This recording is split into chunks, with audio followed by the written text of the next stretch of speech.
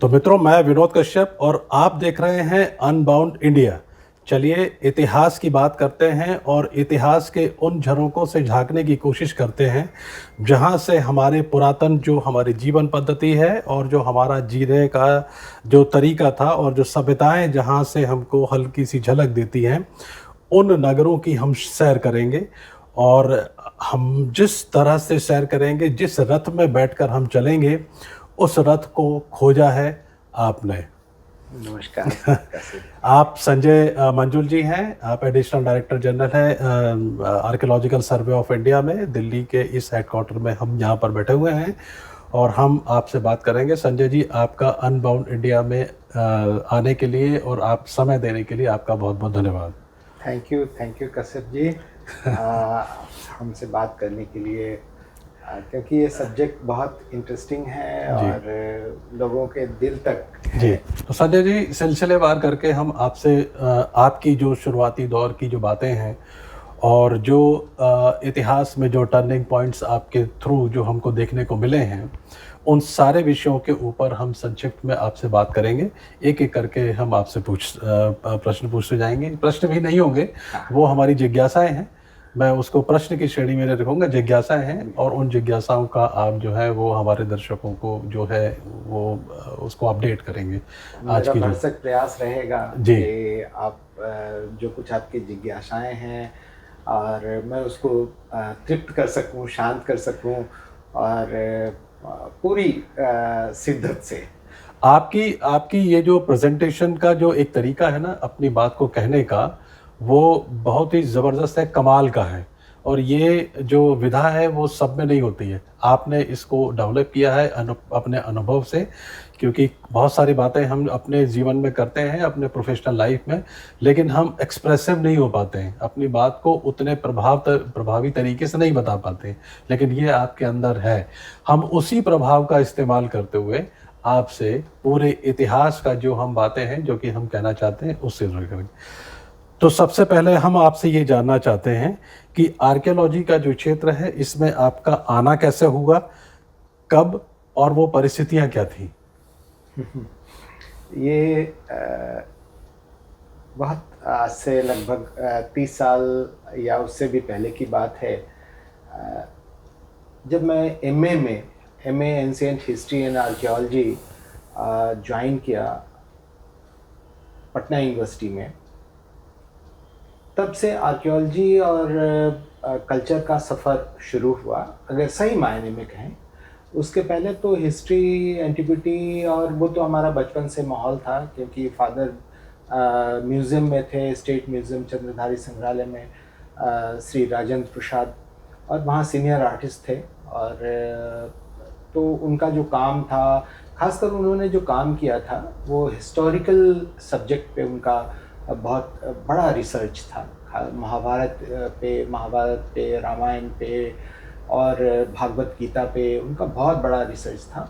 और यही कारण है कि वहाँ जो जिन्होंने डोनेट किया था, बाबू चंद्रधारी सिंह, पूरे उन्होंने पापा को सेलेक्ट किया था इस बात के लिए कि आप इसको सहज रूप में पेंटिंग के तौर पे तैयार करें और जो आम जनता तक पहुंच पाए।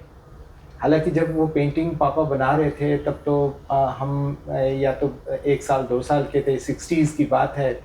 आज भी वो संग्रहालय में वहाँ डिस्प्ले में है। लेकिन चूँकि हम संग्रहालय के कैंपस में रहते थे, तो वो आए दिन वो हर रोज़ का तो माहौल का जो देखना, हाँ, और एंटिक्विटी देखना, उस पर डिस्कशन होना, वो हमेशा चलता रहता था। और पापा का डिस्कोर्स भी चलता रहता था, क्योंकि उस समय महामहोपाध्याय और कई और पंडित बैठते थे, तो सब्जेक्ट पे बात होती थी, महाभारत पे, रामायण पे। तो वो कहीं ना कहीं मेरे अचेतन मन में भी था, और वो लगातार वो एक ग्रोन अप था। और लेकिन जब शुरुआत हुई वो एमए में आने के बाद, लेकिन वहाँ तक भी मैंने ये नहीं सोचा था कि मुझे आर्कियोलॉजी करनी है। लेकिन जब मैं दिल्ली आया सर्वप्रथम इसके लिए कि यहाँ दिल्ली आके कुछ स्ट्रगल करूँगा। और मेरा एक और फील्ड था, वो पेंटिंग, क्योंकि पापा पेंटिंग से थे, तो पेंटिंग मेरा एक फील्ड था। पेंटिंग में कई बार मुझे प्रेसिडेंट अवार्ड 2 बार मिले थे, और स्कॉलरशिप मिलता रहा गवर्नमेंट ऑफ इंडिया से, और मैं लगातार उस पर काम भी कर रहा था। कई नेशनल एग्जीबिशंस भी मैंने किए थे। तो मैं दिल्ली एक्चुअल में उसके लिए आया था, और उसके पहले नाटकों से मेरा बहुत अच्छा रिलेशन था। मैं इप्टा में काफ़ी समय तक रहा था, और नुक्कड़ नाटक मैं करता रहा, और स्टेज भी मैंने काफ़ी किए हैं, अच्छा। नेशनल लेवल पे भी और स्टेट लेवल पे भी। और एक एस्पेक्ट जो बहुत कम लोगों को पता है, पहला बिहार का फैशन शो मैंने कोरियोग्राफ किया था। और पहला बिहार का फैशन शो कम ब्यूटी कॉन्टेस्ट, उसका भी कोरियोग्राफी मैंने किया था, और वो काफ़ी सक्सेस हुआ था। फर्स्ट इवेंट था बिहार जैसे स्टेट में। एक आर्कियोलॉजिस्ट का जो एक जीवन परिचय होता है ना, वो थोड़ा सा डिफरेंट होता है, थोड़ा सा सीरियस, एक अलग उसमें। लेकिन आपकी जो बातें अभी हम जो सुन रहे हैं, उसमें हमको जो कलर्स देखने को मिल रहे हैं, वो इस तरीके के हैं कि मतलब कि एक अलग ही शख्सियत को जो है निकाल कर वो आता है। मैं यहाँ पर आपसे एक बात और कहना चाहूँगा कि अगर आप आर्कियोलॉजिस्ट के बजाय हिस्टोरियन भी होते हैं, तो भी आप उतने ही कामयाब होते हैं, है ना? और आपने बताया कि आप एक आर्टिस्ट तो हैं ही। ये सारी की सारी इन कंबाइंड कैसे आप बताएंगे कि कितना हेल्प किया है आपको प्रेजेंट सिचुएशन में? दरअसल मुझे ऐसा लगता है, और जब आर्कियोलॉजी में मैं जब आया, उसके पहले नेशनल म्यूजियम मैंने ज्वाइन किया था, और लगभग 1 साल मैंने म्यूजियोलॉजी का कोर्स किया। म्यूजियम डेवलपमेंट और उसके बारे में मैंने सीखा भी, institute of national museum institute में। तो आर्कियोलॉजी एक तरह से मल्टी डिसिप्लिनरी सब्जेक्ट है। ये किसी एक विधा से रिलेटेड नहीं है, क्योंकि आप जब अपने कल्चर को रिकंस्ट्रक्ट करना चाहेंगे, आप अपने सोसाइटी को समझना चाहेंगे, आप अपने कल्चर के दूसरे कल्चर के साथ रिलेशन को समझना चाहेंगे, या ह्यूमन के किसी भी एस्पेक्ट को समझना चाहेंगे और उसके गूढ़ता तक जाना चाहेंगे, तो एक आर्कियोलॉजिस्ट को वर्सटाइल होना ज़रूरी है, उसे हर एस्पेक्ट को समझना ज़रूरी है। और तभी आप शायद कल्चर, क्योंकि आप एक्सकवेशन में जो कुछ हमें मिलता है वो मेयरली बहुत फ्रेगमेंट्री एविडेंस होते हैं। उसके आधार पे आपको पूरे सोसाइटी को बिल्ड करना है, उसके आधार पे आप पूरे कल्चर के उसको समझना है। तो हर एक एस्पेक्ट को समझने के लिए आर्कियोलॉजिस्ट की मानसिकता खुली होनी चाहिए, उसे हर चीज़ का नॉलेज होना चाहिए, चाहे वो संगीत हो या कला हो, चाहे ये सोसाइटी में किस तरह से काम लोग कर रहे हैं, साहित्य हो, इवन लैंग्वेज है, उन सारी विधाओं का, उन सारी चीज़ों की अगर समग्र समझ है, तो शायद आप बेहतर आर्कियोलॉजिस्ट हो सकते हैं, ऐसे मुझे लगता है। क्या यही वजह है आपकी एक सक्सेसफुल एक आर्कियोलॉजिस्ट बनने की? संभवतः यस। इसमें 2 चीज़ें बहुत इम्पोर्टेंट है। एक जो मेरा कला का सफ़र रहा, उसने मुझे बहुत मदद किया। साइट के एक्सकवेशन के बाद उसको विजुलाइज करना, इंटरप्रिटेशन करना कि ये साइट क्या रहा होगा, यहाँ लोग कैसे रहते होंगे, इनके मकान कैसे होंगे, इनके जो टूटे फूटे मृदवान मिल रहे हैं वो कैसे होंगे। तो इन सारी चीज़ों को रिकंस्ट्रक्ट करना एक बहुत बड़ा टास्क होता है किसी भी आर्कियोलॉजिस्ट का। दूसरा एस्पेक्ट ये है कि मेरी जो लाइफ पार्टनर है वो भी आर्कियोलॉजिस्ट हैं, अरविंद जी। हाँ, तो ये जो केमिस्ट्री बना, इस केमिस्ट्री ने एक बूस्टर डोज का हम कह सकते हैं कि काम किया। और नहीं तो क्या होता है, कई बार जो आप सोचते हो उसको वैलिडेट करने के लिए भी कोई नहीं होता है। तो यहाँ एक ऐसा डिस्कोर्स हमारे बीच में हमेशा चलता रहता है, और वो कई बार वो मुझे काटती हैं, बोलती कि नहीं ये आप सही नहीं कह रहे हो, इसको आप दोबारा सोचो। तो ये बहुत ज़रूरी है कि आपके नज़दीक ही कोई आपके समकक्ष है जो आपको कंट्राडिक्ट भी कर सकता है और आपको सपोर्ट भी कर सकता है। तो ये अरविंद जी chemistry के साथ आपका जो है रिलेशन वो एक लव एंगल से था या अरेंज था, मतलब क्या था? अ, शुरुआती तो हम लव से कहेंगे, लेकिन अल्टीमेटली जो उसका पूरा कन्वर्जन था वो एंगेज से हाँ। हुआ। तो आप अपनी जो सक्सेस रेट है आपका अब तक जितना भी, उसे कितना क्रेडिट देंगे आप? Credit means in terms of आपको जो भी हासिल हुआ है। देखिए, ये जो प्यास है ना वो कभी बुझती नहीं क्या बात है। और प्यास न बुझना ये जरूरी है, क्योंकि Correct. वो आपको आगे बढ़ाता है हाँ, सोचने हाँ, के हाँ। लिए।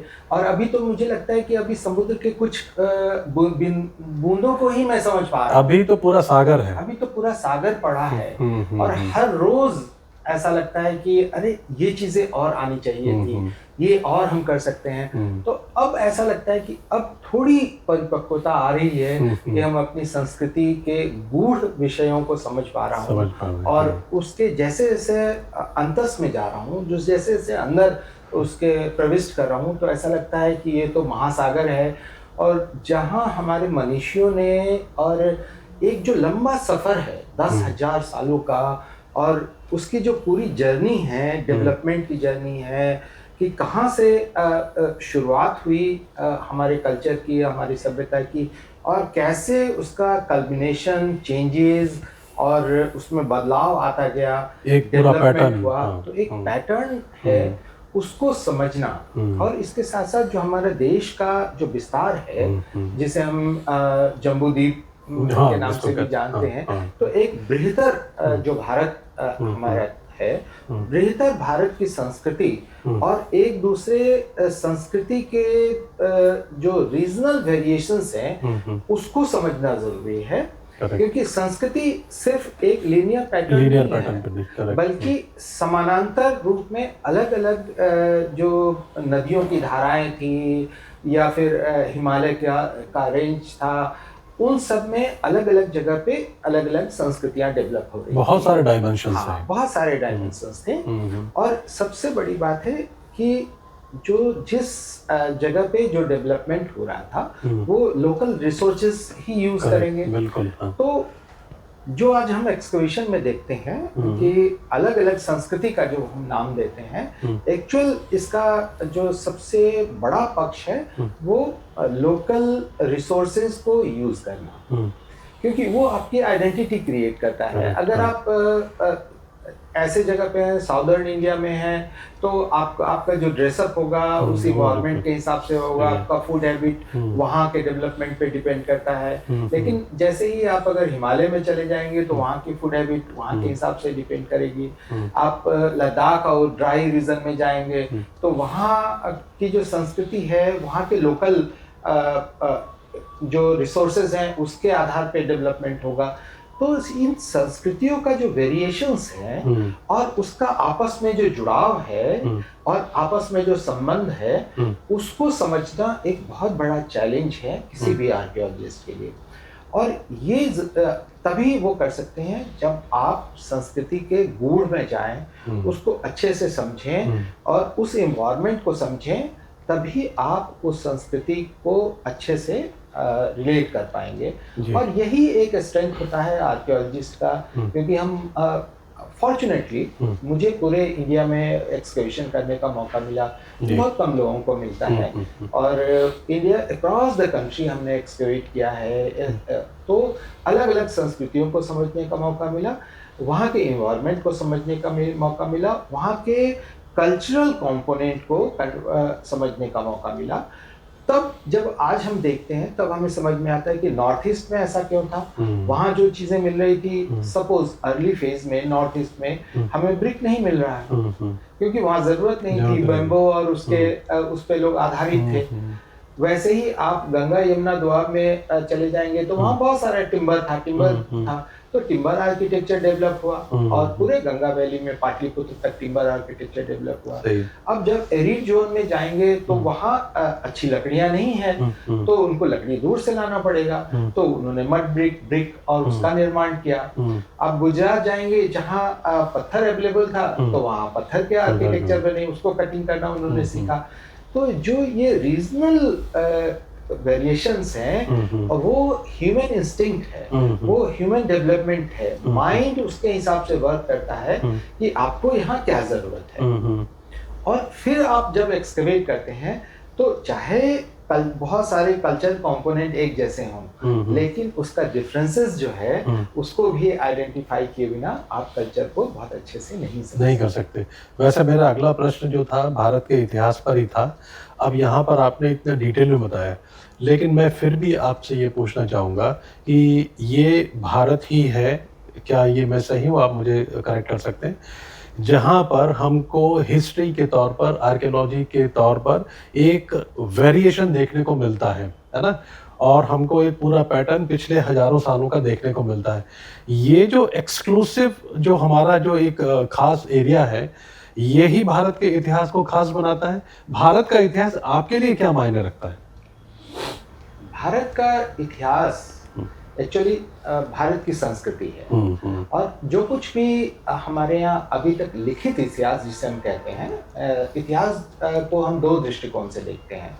एक जो जहाँ से लिखित साक्ष्य हमारे पास है, एक जहाँ लिखित साक्ष्य हमारे पास नहीं है, तो हम दो भागों में इसको डिवाइड करके देख सकते हैं। तो यहाँ पे जो लिखित साक्ष्य है वो 6th सेंचुरी BC के आसपास से हमें मिलने लगता है, उसके रेफरेंसेस मिलने लगते हैं। उसके पहले के जो साक्ष्य हैं जिसे हम को रिलेट करते हैं, जिसे सो कॉल्ड एपिक कहा जाता है, या फिर जो वेद है या उपनिषद है, तो ब्राह्मण ग्रंथ हैं, तो ऐसे बहुत सारे ग्रंथ हैं जिसमें एक स्टोरी बताई गई है।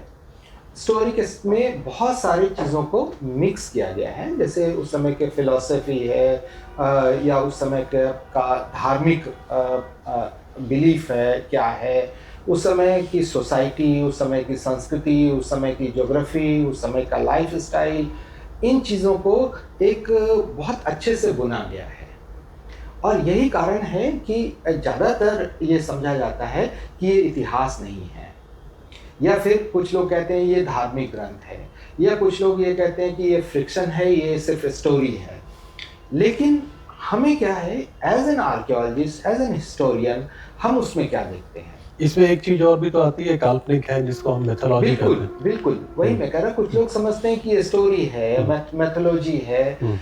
तो आप ये देखिए कि as a historian, as an archaeologist, हम उसमें क्या देखते हैं? हम उसमें कुछ अंश उसका देखते हैं। एज ए ज्योग्राफी जो समझता है वो उसमें ज्योग्राफिकल एस्पेक्ट ढूंढ सकता है, जो फिलॉसफी देखता है वो इसमें फिलॉसफिकल एस्पेक्ट ढूंढ सकता है, जो कि बहुत इंपॉर्टेंट है। हाँ, तो आप देखिए जो उस समय लिखने का तरीका था, जो हमारे मनुष्यों ने कैसे उसको उसकी वीविंग इतनी अच्छे से की है कि आप उसके धागा को अलग नहीं कर सकते आसानी से।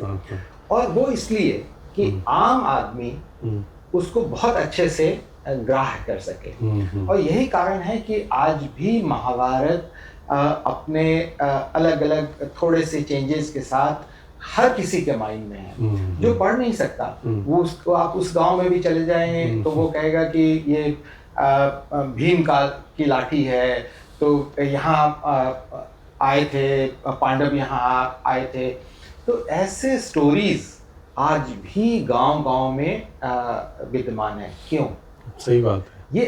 ये अगर सिर्फ फिक्शन होता तो शायद इतने अंदर तक ये पेनिट्रेट नहीं होता। देश का जनमानस जिस तरीके से इन कथाओं को गाता है, वो देखने और सुनने पर ऐसा लगता है कि ये उस वक्त वहाँ मौजूद थे। मतलब उसका इन्वॉल्वमेंट और कंटिन्यूटी इतनी ज़्यादा इम्प्रेसिव होती है। आप बिल्कुल ठीक करें। यही एक बहुत बड़ा कारण है। तो हमें उसे ऐतिहासिक परिप्रेक्ष्य से अलग होकर नहीं देखना चाहिए। कुछ लोग देखिए क्या क्या उसमें ट्विस्ट आता है। कुछ लोग ये कहते हैं कि क्या ये हो सकता है कि एक बार तीर मार दे तो कुत्ते की जीभ में एक साथ तीर चला जाए? क्या ऐसा हो सकता है? बिल्कुल हो सकता है। आप आज भी देखें, बहुत सारे जिम्नास्ट को आपने देखा होगा, बहुत सारे तीरंदाज को देखा होगा, जो बचपन से प्रैक्टिस कर रहा है, पाँव से भी तीर चला लेता है। अगर हम उनके भावों को समझने की कोशिश करेंगे, तब आपको महाभारत समझ में आएगा, तब आपको रामायण समझ में आएगा, तब वेद समझ में आएगा, और तब वेद से उपजे हुए बहुत सारे ग्रंथ जो बाद में डेवलप हुए हैं, उस पे आधारित, वो समझ में आएगा। फिर आप अगर वेदों को भी देखें, चाहे ऋग्वेद को देखें, तो वेदों का भी डेवलपमेंट है। उसमें आप देखेंगे कि आपको दोनों चीज़ें दिखाई देंगी कि अर्ली एग्रीकल्चर प्रोसेस क्या चल रहा था, कैटल्स को कैसे वो धन के रूप में मान रहे थे, और धीरे धीरे नगरीय सभ्यता कैसे डेवलप हुई, और वाटर मैनेजमेंट सिस्टम क्या हुआ, बाद में आपको आप ज्योतिष शास्त्र डेवलप हुआ, नक्षत्र शास्त्र डेवलप हुआ।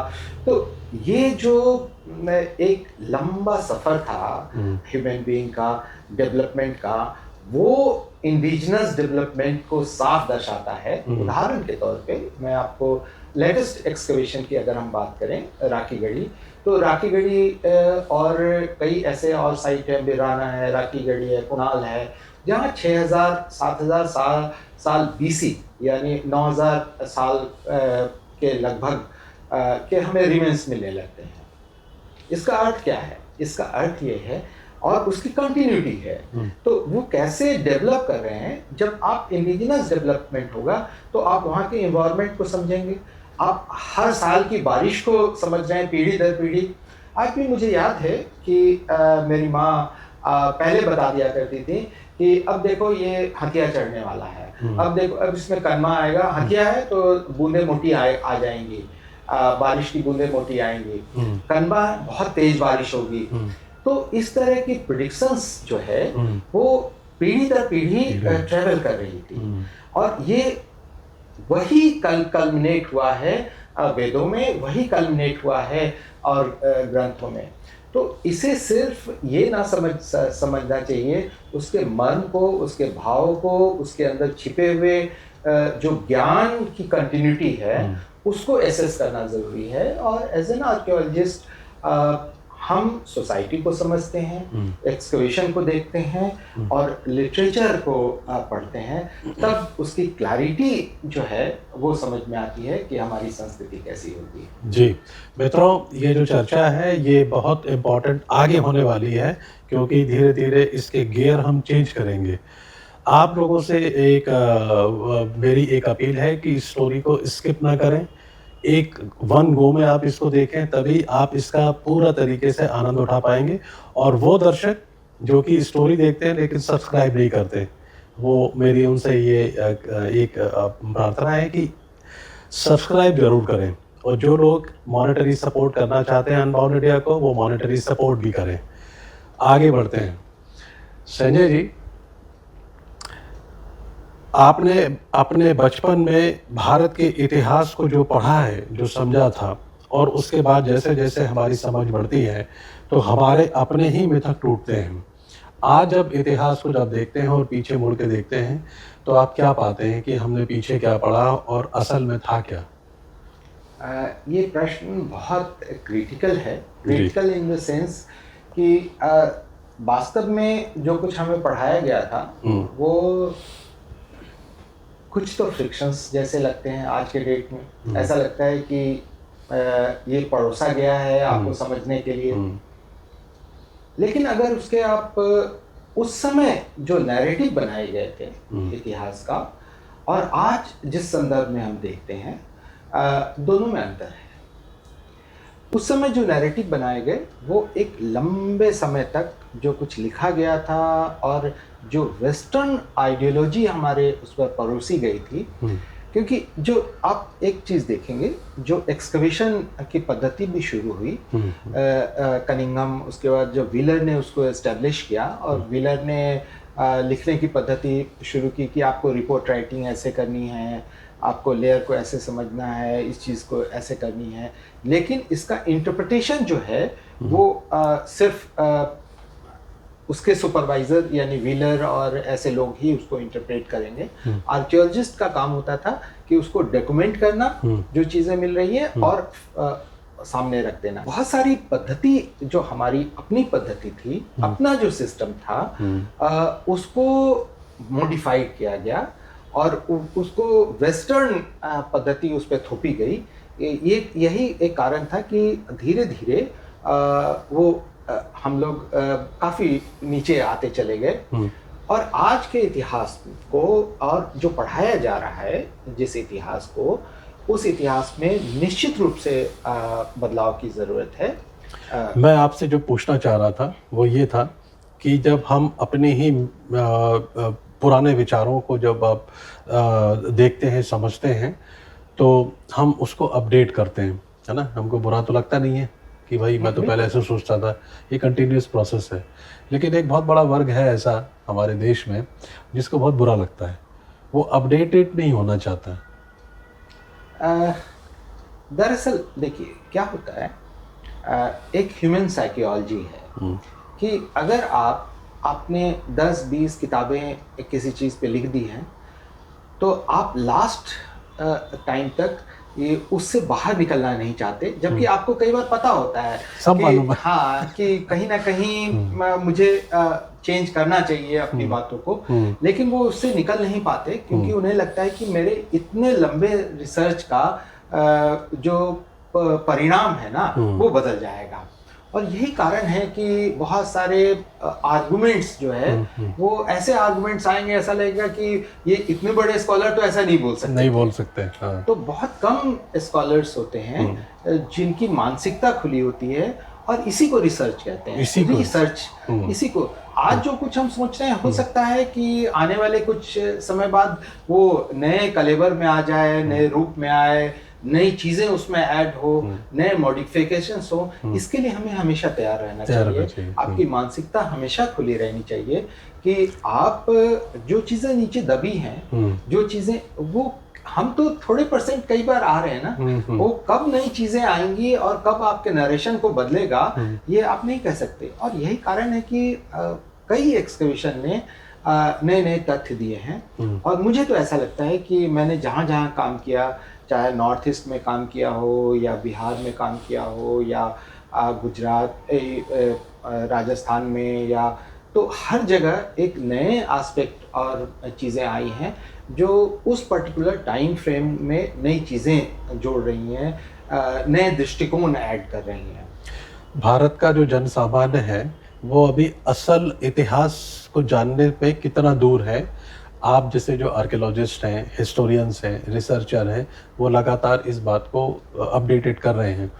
अब इसमें सुप्रीम कोर्ट भी शामिल हो गया। सुप्रीम कोर्ट भी इतिहास की नई परिभाषाएं गढ़ने में आप सब लोगों का मदद कर रहा है। आप सुप्रीम कोर्ट को कितना क्रेडिट देना चाहेंगे इसके लिए? देखिए, जब तक समग्र रूप में चीज़ें नहीं आएंगी, चाहे कोर्ट की वर्डिक्ट हो या फिर जन सामान्य का की अपनी इच्छा और अपनी समझ हो, या इतिहासकार क्या कहते हैं, इतिहासकार के साथ साथ आर्कियोलॉजिस्ट क्या कहते हैं, इन सब का समग्रता ज़रूरी है। कुछ समय पहले तक अगर आप बहुत सारे यूट्यूब भी देखेंगे या बहुत सारे लेक्चर्स देखेंगे, तो आपको बहुत एहसास होगा कि जो बात आर्कियोलॉजिस्ट कह रहा है और जो बात हिस्टोरियन कह रहे हैं, जो बात धर्म और उसको समझने वाले लोग जो कह रहे हैं, सब अपनी अपनी धाराओं में चल रहे हैं। ये रेल की दो पटरियों जैसा है कि कहीं मिल नहीं रहा है। और तो इसको दोनों को कैसे समन्वित किया जाए, ये एक बहुत बड़ा चैलेंज है किसी भी और वो तभी हो सकता है जब एक आर्कियोलॉजिस्ट, हिस्टोरियन, या जो एस्ट्रोनॉमी कर रहे हैं या अन्य विधाओं के साथ वो हिस्ट्री को समझना चाहते हैं, क्योंकि आजकल बहुत सारी विधाएं आ गई हैं जो हिस्ट्री को समझने की कोशिश कर रही हैं। जैसे आज के डेट में आप देखेंगे एस्ट्रोनॉमी से महाभारत में अगर कोई इवेंट हुआ तो उसकी एस्ट्रोनॉमिकल डाटा निकाल के उसको डेटिंग करने की कोशिश कर रहे हैं। कुछ लोग पुराणों की जेनोलॉजी निकाल के उसकी डेटिंग करने की कोशिश कर रहे हैं। कुछ लोग बीवीलाल और उन्होंने एक्सकवेशन उन साइटों पे करके उसको डेट करने की कोशिश की। तो ऐसे अब इनमें कहीं भी साम्यता नहीं है। सही बात। कहीं एक कंसेंसस पे हम नहीं पहुंच रहे हैं। क्यों? क्योंकि अलग अलग रास्तों से अब चाहेंगे कि एक जगह पहुंच जाएं तो बहुत मुश्किल है। कहीं ना कहीं वो रास्ता को एक जगह जाके जोड़ना होगा, एक डिस्कोर्स करनी होगी और उसके बाद किसी कंसेंसस पे पहुंचना होगा। शास्त्रार्थ जिसको हम कहते हैं, बिल्कुल वो देखने को नहीं मिल रहा है। सब हम अलग अलग रास्ते पे चल रहे हैं। ये जरूरी है कि अगर विश्व के पटल पे अगर आपको कोई चीज रखना है तो उसमें साइंस का इनपुट भी हो और बाकी चीजें जो लिखी गई हैं उसका इंटरप्रिटेशन भी हो। सही बात है। तब हम शायद बहुत अच्छे तरीके से इस बात को कह पाएंगे। और इसमें आप लोगों का रोल कम से कम मीडिया और जो इस तरह के 1-to-1 डिस्कशन है, इसका रोल बहुत इम्पोर्टेंट है। और सार्थक विषय पे बात करना और उसको उसी तौर पे रखना बिना किसी लाग लपेट के, बिना किसी बदलाव के, ये शायद पहले नहीं होता था। सही बात है। तो अब जिस तरह से मीडिया और वो सामने आ रही हैं और हर स्कॉलर्स को अपनी बात कहने का मौका मिल रहा है, अपनी समझ रखने का मौका मिल रहा है, तो शायद ये बदलाव का एक बहुत बड़ा चरण है जो आगे। तो क्या ये हम कह सकते हैं कि ये सबके लिए इक्वल अपॉर्चुनिटी है? मुझे लगता है कि बहुत हद तक मैं आज बहुत सारे उसमें देखता हूँ तो बहुत सारे सामान्य और स्कॉलर्स भी अपनी बात रख रहे हैं। बिल्कुल। और बड़े कन्विक्शन के साथ में रख रहे हैं। उनकी कोशिश हो रही है कि इन चीज़ों को रखा जाए। सही बात। तो ये एक बहुत अच्छी पहल है और बहुत अच्छी शुरुआत है, मुझे लगता है। जी। तो संजय सर, वापस हम लोग आते हैं और हम सनौली को आपकी नज़र से देखना चाहते हैं। सनौली के बारे में शुरू से बताइए। सनौली एक्सकवेशन सिर्फ एक्सकवेशन का टर्निंग पॉइंट नहीं है, या इतिहास का टर्निंग पॉइंट नहीं है, या आर्कियोलॉजी का सिर्फ टर्निंग पॉइंट नहीं है। ये एक लाइफ का और हमारे लाइफ का भी टर्निंग पॉइंट है। और एज एन आर्कियोलॉजिस्ट ऐसे साइट कभी कभी एक्सकवेट करने का मौका मिलता है और इस साइट पे, इस एक्सकवेशन में हमने अपनी सारी विधाओं का यूज़ किया। जो कुछ भी हमने सीखा था, जो कुछ भी हमने एक्सपीरियंस किया था और जो भी साइंटिफिक मेथड्स थे और जो बेस्ट प्रैक्टिस हो सकता था, वो सब चीज़ करने की हमने कोशिश की। इसलिए इस साइट को मैं कहता हूँ कि ये एक ऐसा साइट है जो एक्सकवेशन टेक्निक के दृष्टि से जो इसकी डिस्कवरी है वो तो है ही, उसको तो लोगों ने समझाया जाना है, लेकिन उसके पीछे का जो पक्ष है वो बहुत स्ट्रॉन्ग है। स्ट्रॉन्ग इन द सेंस कि उसको जिस तरह से विजुलाइज किया गया और जिस तरह से एक्सकवेट किया गया और जो साइंटिफिक मेथड्स उसमें यूज़ किए गए, वो शायद भारतीय पुरातत्व में पहली बार इस तरह का प्रयोग हुआ था। जैसे अगर आप देखें कि जो एक्सकवेशन में पहली बार सीटी स्कैन का उसी समय प्रयोग किया गया। सीटी स्कैन मतलब ये जो हम नॉर्मली जो नॉर्मल सीटी स्कैन करते हैं। अच्छा। और एक्सरे में भी कई तरह के एक्सरे का प्रयोग हमने किया। एक जो लैब में एक्सरे होता है जो ह्यूमन बीइंग पे किया जाता है, एक पोर्टेबल एक्सरे होता है कि जैसे किसी का पाँव टूट गया तो पोर्टेबल एक्सरे वहाँ तक ले जाके उससे करते हैं। तीसरा बैगेज एक्सरे होता है जो आप एयरपोर्ट सिक्योरिटी पर्पस से करते हैं। तो इन सारे एक्सरे को अलग अलग तरह से प्रयोग करके वैसी चीज़ों को समझने की कोशिश किया हमने जो आंखों से नहीं दिख रहा था और उसके आधार पे रिकंस्ट्रक्ट किया। फोटोग्रामेट्री करने की किया हम लोगों ने, जिसमें कंटूर हम देख सकते थे, जिसमें हम एक एक चीज़ें बहुत आसानी से रिकॉर्ड कर सकते थे, उसका AR VR कर सकते थे, तो उसका भी हमने प्रयोग किया। ड्रोन फोटोग्राफी तो हम काफ़ी लंबे समय से कर रहे थे, ड्रोन फोटोग्राफी तो वो तो हम लगातार प्रयोग कर रहे थे। उसके साथ साथ मैनुअल ड्राइंग, मैनुअल फोटोग्राफी वो भी चल रही थी। पहली बार हैंडहेल्ड XRF को वहीं पे मेटल और उसको डिटेक्ट करने के लिए हमने हैंडहेल्ड XRF का भी यूज़ किया।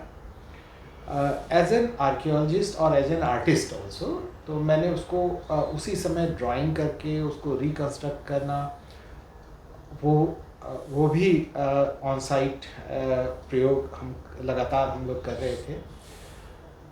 उसके अलावा जो एक्सकवेशन टेक्निक है उसको किस तरह से हर एक्सकवेशन में मॉडिफाई किया जाए, और क्योंकि एक्सकवेशन कोई तकनीक नहीं है, मैं ये समझता हूँ हर आदमी की बीमारी अलग होती है, तो हर चीज़ पे एक ही तरह का अगर आप अप्लाई करेंगे दवाई तो शायद वो सूटेबल ना हो, बहुत सारी चीज़ें हम गलत कर सकते हैं। तो ज़रूरत के हिसाब से, हर साइट के नेचर के हिसाब से, हर साइट की पर्सनालिटी के हिसाब से हमें अपनी तकनीक में बदलाव करना चाहिए।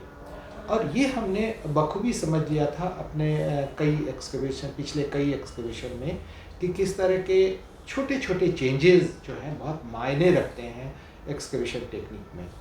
और वही हमने सनौली के एक्सकवेशन में भी किया, क्योंकि इस एक्सकवेशन में बहुत डिफ़िकल्ट था पिट लाइन को आइडेंटिफाई करना। करेक्ट। और बहुत डिफ़िकल्ट था क्योंकि फ्रजाइल चीज़ें जो ऑलरेडी डिकम्पोज हो गई थी, लकड़ी जो ऑलरेडी डिकम्पोज हो गया था, उसको आइडेंटिफाई करना। जो कॉपर लगे हुए थे बहुत थिन थे, तो बहुत फ्रेगमेंट्री कहीं कहीं दिखाई दे रहे थे, तो उसके आधार पे उसको शेप को, साइज़ को रिकन्स्ट्रक्ट करना।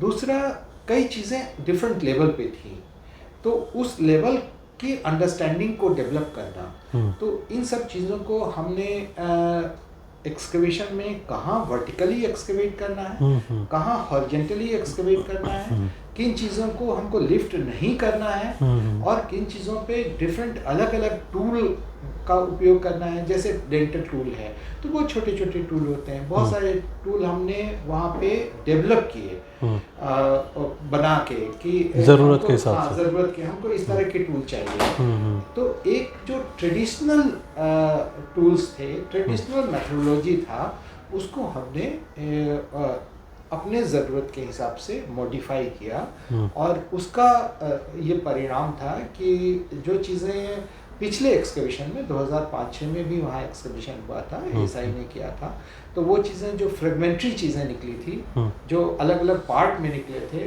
उसको हमने एक समग्र रूप में देख लिया। और जब समग्र रूप में हम देखते हैं तब उसके मीनिंग को समझ पाते हैं, नहीं तो उसकी मीनिंग को हम कभी भी समझ नहीं पाएंगे। तो इसलिए मैं कहता हूँ कि ये एक टर्निंग पॉइंट है एक्सकवेशन के लिए भी, और जो डिस्कवरीज हैं वो तो इतिहास और पुरातत्व के लिए तो एक टर्निंग पॉइंट है ही, जो बहुत सारी चीज़ों को डिबंक करता है, बहुत नई चीज़ें सामने रखता है, बहुत सारी चीज़ें जो अभी तक हम उसको ठीक से समझ नहीं पाए थे अपने वेदों को या उसके आर्कियोलॉजिकल रिमेन्स के साथ रिलेट नहीं कर पाए थे।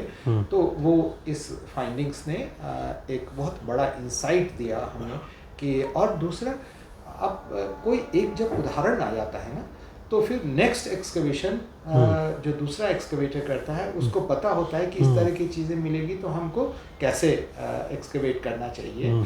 तो ट्रेंड सेटर ये बहुत ज़रूरी है कि एक पॉइंट होता है जहाँ से आपका ट्रेंड बदलता है, तो ये ट्रेंड बदलना ज़रूरी था, और वो इंसाइट जो हमें मिला है आगे के एक्सकवेशन में, मुझे ऐसा लगता है कि बहुत सारे एक्सकवेटर अपने चीज़ों को बड़े अच्छे ढंग से अब समझ पा रहे हैं, और ज़रूरत पड़ती है तो हम लोग उनको गाइड कर रहे हैं कि आप इसको कैसे समझें। इन चर्चा के दौरान में बहुत सारे जो सीनियर आर्कियोलॉजिस्ट हैं, वर्ल्ड फेमस, जिन्होंने बड़ा काम किया है, उनसे जब मेरी बात होती है तो वो कहते हैं कि सिनौली से जो हमको आर्टिफैक्ट्स मिले हैं वो तो इम्पॉर्टेंट है ही।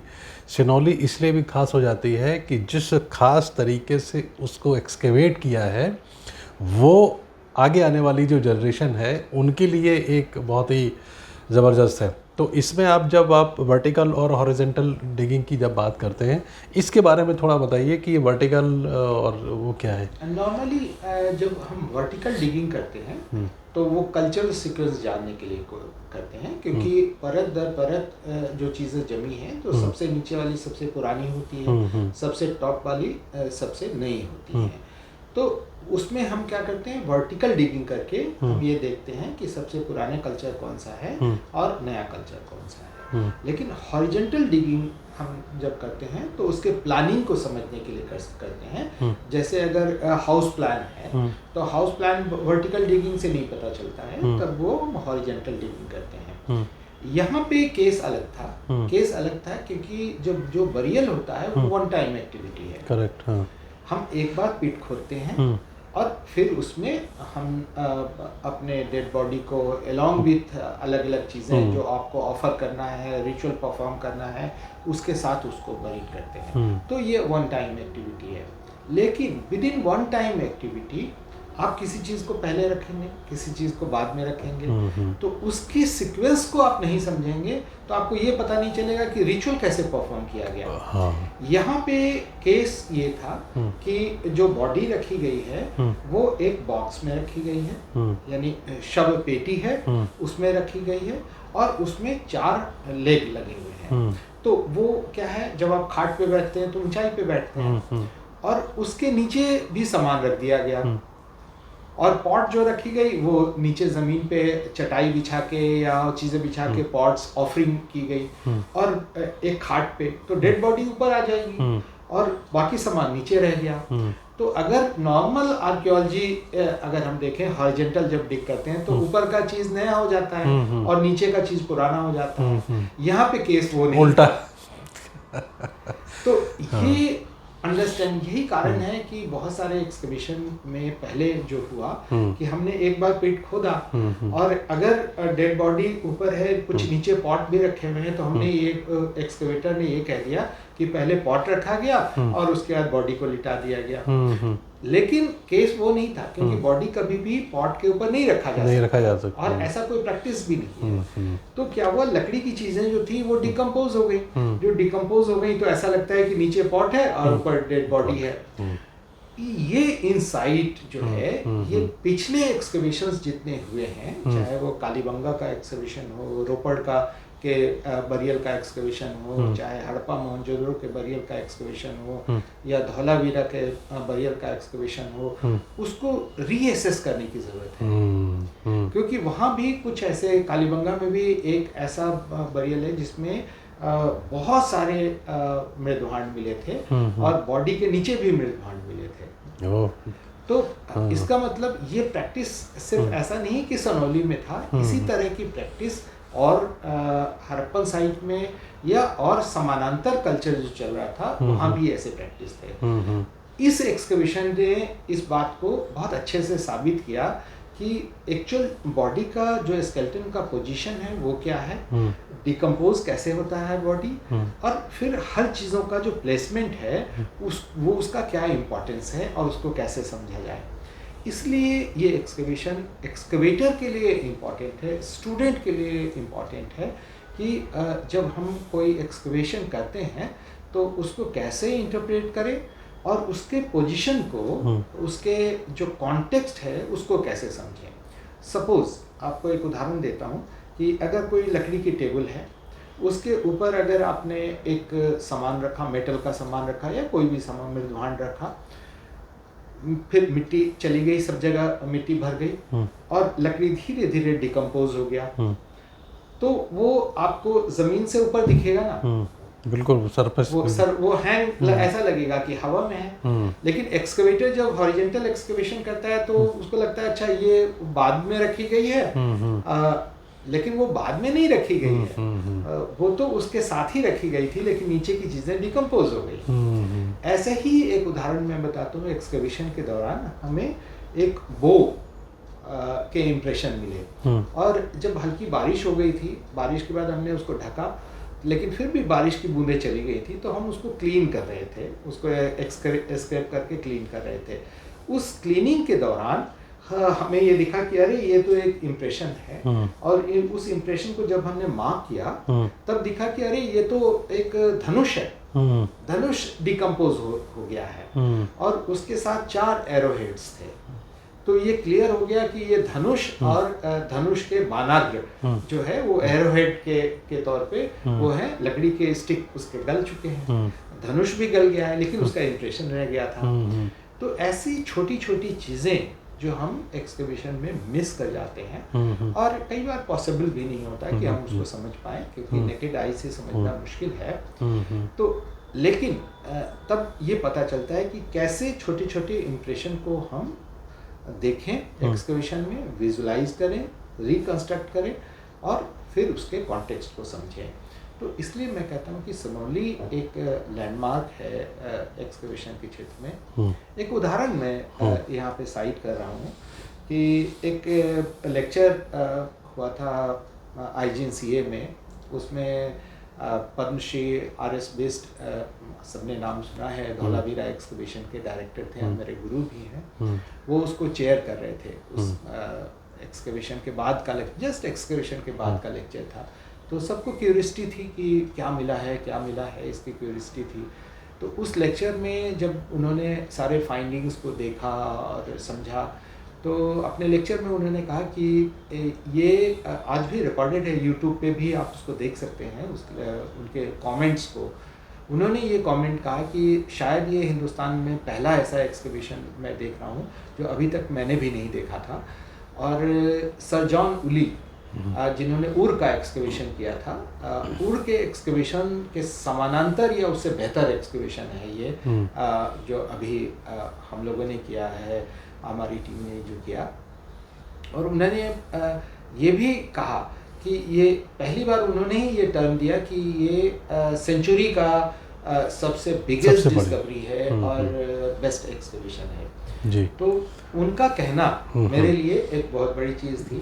बाकी असेसमेंट तो अलग है, लेकिन अगर उन्होंने ये कहा है, हाँ, उस लेवल के अगर स्कॉलर ने अगर कुछ कहा तो उसका एक मायने है, बहुत मायने है। और वैसे ही प्रोफेसर बीबी लाल जो पितामह माने जाते हैं इंडियन आर्कियोलॉजी के, मॉडर्न इंडियन आर्कियोलॉजी में, वो जब देखने आए इंस्टीट्यूट ऑफ आर्कियोलॉजी में, तो उन्होंने भी यही कहा कि इट्स कम, जो मेरा ड्रीम था, जो कभी हम सपने में सोचते थे कि इस तरह की चीज़ें भी हो सकती है वो आज सपना साकार हुआ है। और हमें और अरविंद को दोनों को उन्होंने बहुत ब्लेस किया, और वो हमेशा बीच बीच में घर पे बुलाते रहे समझने के लिए चीज़ों को, और उन्होंने अपने कई आर्टिकल में भी उसको साइट किया है। तो मैं समझता हूँ कि उस लेवल के जो आर्कियोलॉजिस्ट हैं जिनको ये पता है कि रिसर्च क्या होता है, और वो उस मानसिकता में खुले हुए हैं कि ये चीज़ों को समझना ज़रूरी है, वो इम्पॉर्टेंट। लेकिन जो रिजिड हैं, और बहुत सारे ऐसे आपने कमेंट्स भी देखे होंगे जेएनयू के, जिन्होंने कभी एक्सकवेशन भी नहीं देखा और उस मटेरियल को भी उन्होंने नहीं देखा, उनकी बात हम लोग करेंगे। उनकी बात यहाँ मुझे बताइए कि जो सिनौली की जब आप उत्खनन कर रहे थे उसमें, तो सबसे आश्चर्यजनक और ऐसी बात जो अप्रत्याशित हो गई थी, है ना, वो कौन कौन सी थी वहाँ पर? सनौली के एक्सकवेशन में मैं कहूँ कि हर रोज़ अपने आप में एक नई चीज़ होती थी। हर रोज़ लगता था कि ये कुछ नया आ रहा है और इसको समझना, वो क्यूरियोसिटी जो है वो हर रोज़ बनी रहती थी। लेकिन बरियल नंबर 6 और बरियल नंबर 3 जब हम एक्सकवेट कर रहे थे, तो बरियल नंबर 6 में जो हमारा एक स्ट्रक्चर आने लगा और उस पर एक छोटे छोटे डिपिक्शन आने लगे, जिसे हम एंथ्रोपोमॉर्फिक फिगर कहते हैं, यानी मानव की आकृति है, फेस है, और फेस के हॉर्न का सिंग वाले एक सिरस्त्राण है, यानी हेलमेट है, और कंधे तक उसका डिपिक्शन है। उसका डिपिक्शन आना शुरू हुआ तो बहुत बारीकी से, और हमने उसको आगे बढ़ाया और एक सीरीज़ में वो आया। तो एक बार ऐसा लगने लगा जैसे हरप्पन साइन बोर्ड मिला था धौलावीरा में, क्या ये साइन बोर्ड जैसा तो कुछ नहीं है। लेकिन वो धीरे धीरे ये समझ में आने लगा कि ये साइन बोर्ड नहीं हो सकता है। और फिर जब हमने उसके मेज़रमेंट और वो सारी चीज़ें निकाली और वर्ल्ड कॉन्टेक्स्ट में कॉफिन के स्ट्रक्चर को मेज़रमेंट करना शुरू किया, तो ऐसा लगा ये किसी बॉक्स का कवर हो सकता है। लेकिन कवर पे इस तरह की डिज़ाइनिंग, ये तो अद्भुत था। अद्भुत इन द सेंस कि कवर पे लकड़ी जो है उसकी कार्विंग जो है वो हाई रिलीफ में की गई थी, जो आज के मंदिरों में आप भी देखते हैं कि देवी देवताओं की कार्विंग करके ऊपर मेटल लगा देते हैं। वैसे ही यहाँ पे मेटल शीट चढ़ाया गया था कॉपर की, और हाई रिलीफ कार्विंग की गई थी। और धीरे धीरे वो पूरा कॉफिन हम लोगों ने एक्सकेवेट किया लेक के साथ। तो वो एक बड़ा ही यूनिक डिस्कवरी था। साथ साथ उसी उसमें चैरियट मिलने लगा। इसके बारे में बताइए, पूरे देश के जो लोग हैं उसको बहुत ही उत्सुकता से सुनना चाहते हैं, देश में रथ मिलना। तो उसके बाद क्या हुआ कि हमें चैरियट के कंपोनेंट मिलने शुरू हो गए। पहले उसका ऊपर का पोल मिला, उसके बाद व्हील के स्ट्रक्चर को हमने एक्सकेवेट किया, उसका पूरा चेसी यानी उसका स्ट्रक्चर जो है वो मिला।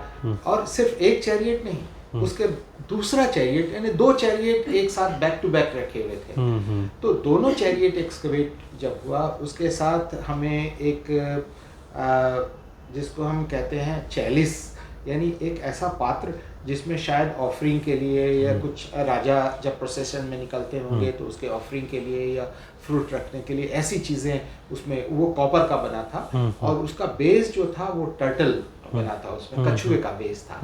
तो वो एक बड़ा रिचुअलिस्टिक और बहुत इम्पोर्टेंट पॉट मिला।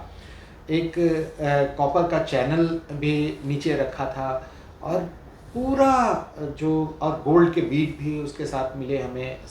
3-4 गोल्ड के बीट मिले थे, और स्टेटाइट के बीट, और वो ऑफरिंग में शायद रखी गई थी उसमें। और एक्सकवेशन करते करते बाद में हमें एक व्हीप मिला, यानी चाबुक का स्टिक भी उसमें मिला। और संभवतः एक पॉट के पास एक चेस्ट शील्ड के रिमेन्स थे, जिसको एक्सकेवेट करना तो बहुत मुश्किल था क्योंकि उसके वो पूरा डिकम्पोज हो चुका था। संभवतः लेदर या उसका रहा होगा, लेकिन उसके ऊपर शायद कॉपर की डिजाइनिंग थी, छोटी छोटी डॉट्स जैसे कॉपर की डिजाइनिंग थी, जो बचा रह गया था, जिससे हमें लगा कि शायद ये शील्ड का स्ट्रक्चर हो। तो ये 6 नंबर का जो हमारा पूरा बरियल था वो अपने आप में अद्भुत था, जिसे हम वर्ल्ड के किसी कॉन्टेक्स्ट में, हम सब जानते हैं कि इजिप्शियन बरियल बहुत खूबसूरत, उसके कॉफिन बहुत खूबसूरत होते हैं, उसमें पेंटेड भी है और उसके अंदर शव को रखा गया था, बहुत डिजाइन वाले, हाईली डेकोरेटेड थे। लेकिन अगर आप इसको एट पार देखें, हालांकि ये पूरी तरह से डिकम्पोज था, लेकिन उससे किसी मायने में भी इसको कम नहीं आंका जा सकता है। तो इसका जो सौंदर्य था, इसका जो एस्थेटिक था, इसकी जो क्राफ्टमैनशिप थी, इसकी जो पूरी टेक्नोलॉजी थी, वो अपने आप में एक बहुत एडवांस और बहुत सुंदर, जिसको हम कह सकते हैं। तो ये एक सचमुच एक थ्रिलिंग था। हमें तो थ्रिल था ही, लेकिन हमारी पूरी टीम थ्रिल थी इस बात को लेकर कि और टीम इसलिए भी, कभी भी पूरी टीम को ये विश्वास ही नहीं होता था कि आप जो कह रहे हैं सर ये कैसे हो सकता है। ये हमारी खुद की टीम को विश्वास नहीं हो रहा था शुरुआत में। जब मैं ये कहता था कि ये कॉफिन है या इसमें ये मुझे ऐसा लग रहा है, मैं ड्राइंग करके उनको समझाता था कि इसके तौर पे तुमको यहाँ पे खोदना है, यहाँ खोदना है, तो उनको लगता था कि सर एग्जैजरेट कर रहे हैं या कुछ और ओवर एंथुसियाज्म। लेकिन जब धीरे धीरे वो चीज़ें जब निकलने लगी, तब उनको लगा कि ये तो वाकई अद्भुत और कमाल की चीज़ें। यहाँ पर एक आप उसको क्लियर करते जाएं, जब ये रथ मिला और रथ के मिलने के बाद जब आपने ये दिमाग में बना लिया है कि अब हमारी जो हिस्ट्री के जो टर्निंग पॉइंट्स हैं वो पूरी तरीके से बदलने वाले हैं, तो जब ये पब्लिक डिस्कोर्स में आती है और तमाम हिस्टोरियंस के बीच में आती है, तो जब मिथक टूटे हैं, है ना, रथ के मिलने से, और सिर्फ रथ ही नहीं थे, जो जिस डेफिनेशन को अब गढ़ा गया था पिछले कुछ सालों से, वो जब नए उसमें आए, तो हिस्ट्री ने कैसे अपना पूरा का पूरा रूप चेंज किया इसमें? जब, क्योंकि बहुत लंबे समय तक हमने इसको डिस्क्लोज नहीं किया था, उसका यही एक बहुत बड़ा कारण था, क्योंकि जब तक हम कंफर्म नहीं हो रहे थे कि जो हम सोच रहे हैं, जो हमने एक्सकवेट किया है, उसका स्वरूप क्या है, और जब तक हम पूरी कंफर्मेशन तक नहीं आए, तब तक हमने उसको अनाउंस नहीं किया था। और जब वो प्रकाश में आया तो पूरे देश की मीडिया और बाहर विदेशों की भी मीडिया ने उसको हाईलाइट किया या उसको समझने की कोशिश की गई।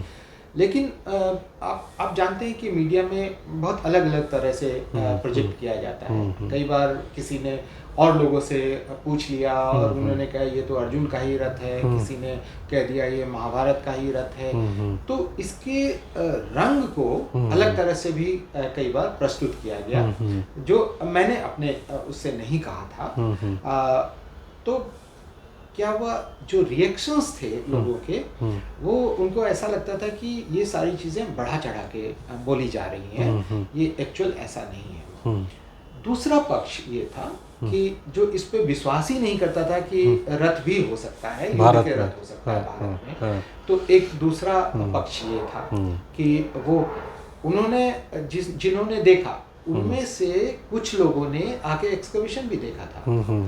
उन लोग ने अपना मुंह बंद कर लिया, क्योंकि उनको उसमें बोलना नहीं था, क्योंकि ना उस पक्ष में जा सकते थे ना या सही बोल सकते थे। लेकिन उन्होंने इंडोर्स किया था, राइटिंग में कई बार इंडोर्स किया, वहाँ पे लिखा कि हाँ ये फाइंडिंग। लेकिन जब उनसे पत्रकारों ने सवाल पूछा तो उन्होंने जवाब देने से मना कर दिया। लेकिन कुछ लोगों ने जो उसको देखा ही नहीं था, उन लोगों ने ये कहना शुरू किया कि ये रथ नहीं, ये कार्ट है।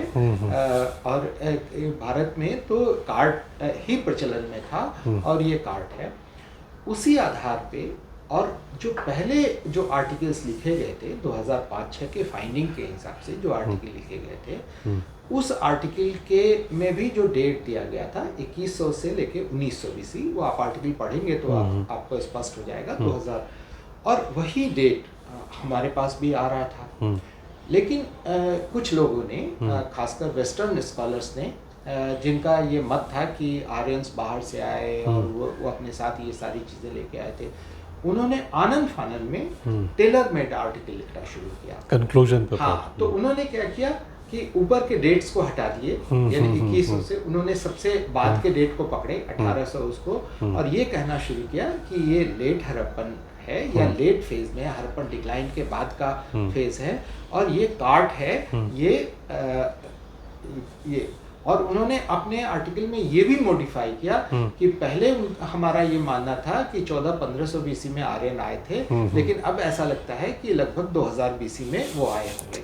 तो ये एक ऐसी बात हो गई कि अगर कोई बाद में और फाइंडिंग आएगा तो कहेंगे कि उसके पहले आए थे, तो यानी जो वो कह रहे हैं वही ठीक है। हाँ, वो ये तो ऐसी ही बात बिल्कुल वैसे ही है।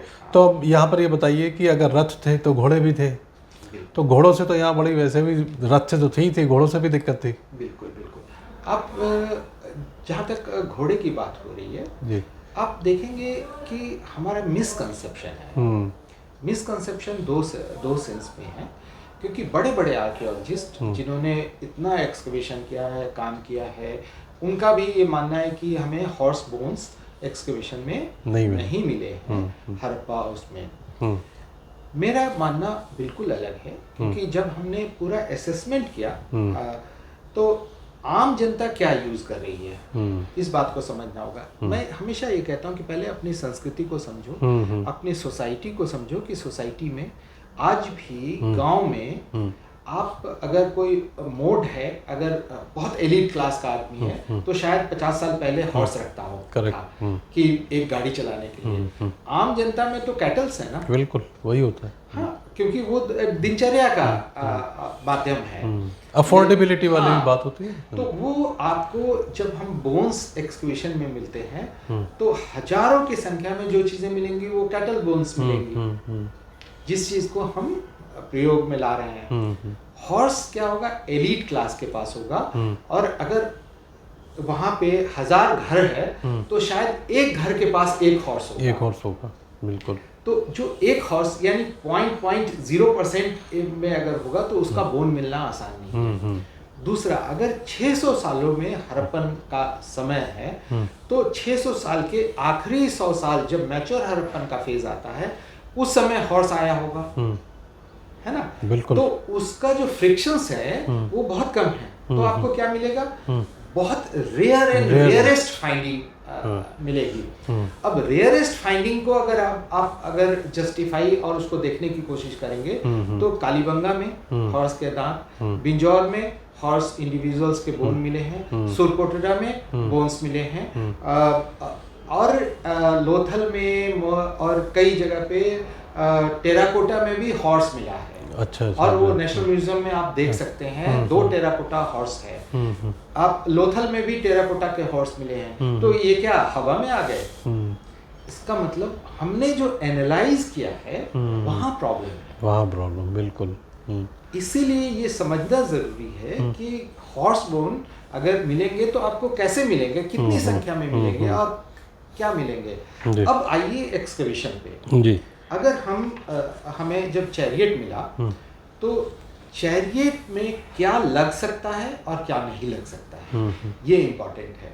तो अब उसके पूरे स्ट्रक्चर को अगर आप एनालाइज करेंगे तो उसका जो साइज है वो साइज बुल खींचेगा ही नहीं, क्योंकि अगर बुल खींचेगा तो वो टूट जाएगा, क्योंकि बुल का मसल्स डिफरेंट होता है, और 2 बुल लगेंगे तो उसके लिए क्या होगा, पोल जो होगा वो हैवी पोल बनते हैं, क्योंकि उसको कंधे पे रखा जाता है। उसका जो जुआ होता है ना, जुआ भारी होता है और कंधे पे रखने के लिए होता है। हॉर्स के लिए पतला पोल बनता है और लंबा बनता है, क्योंकि हॉर्स को पीछे स्पेस चाहिए मुड़ने के लिए, ठीक है, और वो पतला होता है। वो यहाँ के आप एविडेंस में आप देख सकते हैं, पोल बहुत पतला और लंबा है। चैरियट छोटा है, और वर्ल्ड कॉन्टेक्स्ट में अगर सिमिलरिटी अगर देखेंगे तो जितने भी हॉर्स चैरियट हैं वर्ल्ड कॉन्टेक्स्ट में सबका स्पेसिफिकेशन लगभग वही है। हाँ। तो ये एक बहुत इम्पोर्टेंट पॉइंट है, जो आप, क्योंकि बुल का हाइट और जो इंडिजिनस हॉर्स है उसके हाइट में दोनों में अंतर है। तो इसमें सर जो आपको स्ट्रक्चर इसका रथ का मिला था उसमें 2 चीज़ें हम देखते हैं इसमें। एक तो स्पीड है ना, और उसका यूज़ है ना।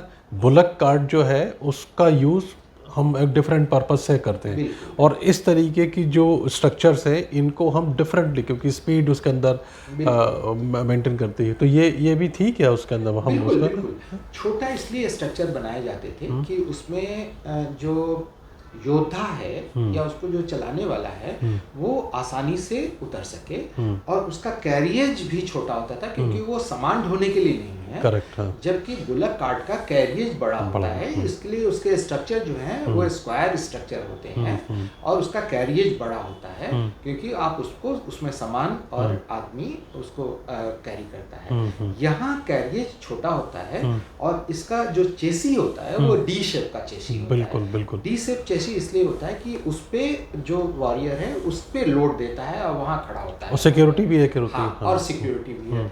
तो और उसका स्पीड भी है, क्योंकि उसको आप सिंगल चला रहा है 2 घोड़े, तो उसको स्पीड आप मेंटेन कर सकते हो, और उसका मूवमेंट आसान होता है। तीसरा बहुत इंपॉर्टेंट एविडेंस है कि उसके साथ व्हिप का मिलना। नॉर्मली क्या होता है कि स्टिक आप जब बुल और वो लगाते हैं तो स्टिक आप पीछे बैक पे मारते हैं, क्योंकि उसकी साइकोलॉजी है, आप बैक पे हिट करते हैं और तब वो आगे बढ़ता है। लेकिन जहाँ हॉर्स की साइकोलॉजी है वो आप आगे हिट करते हैं, उसको पीछे नहीं मारते। पीछे मारेंगे तो लताड़ मार देगा, पीछे वो कूदने लगेगा, वो नहीं चलेगा। तो उसकी साइकोलॉजी के हिसाब से ही आपका व्हिप बनाए जाते हैं, क्योंकि आप आगे उसको हिट कर सके। आगे का जो योक है वो योक या तो आप नीचे बांधेंगे और लेदर से उसको टाई करते हैं, जबकि बुल में ऐसा नहीं होता है। आपका जो आगे का योक है वो बड़ा होना चाहिए कि 2 बुल के समानांतर होना चाहिए, क्योंकि उसके बराबर आए, और भारी होना चाहिए, वो यहाँ नहीं है। तो स्ट्रक्चर ज़रूरी है। कि कैसा स्ट्रक्चर है, उसमें क्या लग सकता है। उसके आधार पे हमने प्रयोगात्मक वो भी किए, उसके स्ट्रक्चर को हमने बनाया अभी आज के समय में भी, और उसको प्रयोग में भी लाके देखा कि इसमें किस तरह से हॉर्स को चलाया जा सकता है और ये कितना चल सकता है। यहाँ पर दर्शकों, जिस संजय जी जिसकी बात कर रहे हैं, जहाँ पे ये रथ और बरियल ग्राउंड पे जो मिले हैं, ये जिनकी खेत में मिले हैं, जिन जगहों पर मिले हैं, उन लोगों से बात करते हैं और ये समझने की कोशिश करते हैं कि ये जो जितनी भी चीज़ें मिली हैं, जिसने पूरे इतिहास का एक पैराडाइम को शिफ्ट किया है, उनके लिए ये क्या मायने रखती हैं। इसमें जी 2005 में पहले खुदाई हुई थी, मिट्टी उठा रहे थे, उसमें से थोड़े हुए बर्तन वगैरह निकले थे, उसको हमने ASI के पास भिजवाए। उसके बाद वे खुदाई करने के लिए आए। उसके बाद में फिर काम बंद हो गया। 2019 में भी खुदाई हुई, तो उसमें हमारे खेत में काम करती दफ़ा इसमें से फिर टुकड़े निकले तांबे के, कुछ मिट्टी के बर्तन निकले। उसका फिर हमने दोबारा पता करवा तो फिर खुदाई करी उन्होंने।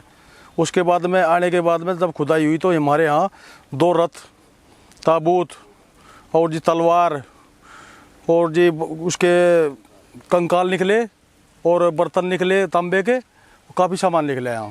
सर ये तो बरियल ग्राउंड है, यहाँ पे कब्रिस्तान है, जो खुदाई अब तक हुई तो कब्रिस्तान मिला है। हम चाह रहे हैं कि इसका भी तो कब्रिस्तान है, रहन सहन कहाँ है, कितना लंबा है, कैसा रहन सहन है पुराने लोगों का।